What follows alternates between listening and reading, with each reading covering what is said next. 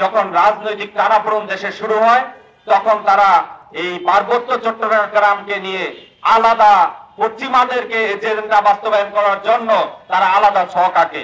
আপনারা দেখবেন ৭৫ পরে যখন বাংলাদেশের রাজনৈতিক টানাপোড়েন শুরু হয়েছিল তখন ইন্ডিয়া রয়ের পৃষ্ঠপোষকতায়, ইন্দিরা গান্ধীর পৃষ্ঠপোষকতায় সেখানে গড়ে উঠেছিল শান্তি বাহিনী। জিয়াউর রহমানের দক্ষ রাজনৈতিক দক্ষতার কারণে সে সেটাকে পূর্ণভাবে প্রতিহত করতে পেরেছিল এবং আমাদের সর্বোচ্চ পরিচয় এবং পার্বত্য চট্টগ্রামবাসীদের সর্বোচ্চ পরিচয় দিয়েছিল আমরা বাংলাদেশী।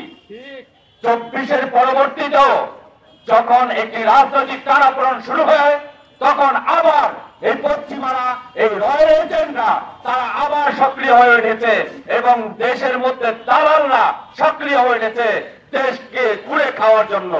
আমরা আজকে এইখান থেকে স্পষ্টভাবে তাদেরকে জানিয়ে দিতে চাই, আমাদের দাবি হচ্ছে পার্বত্য চট্টগ্রাম বাংলাদেশীদেরই অংশ।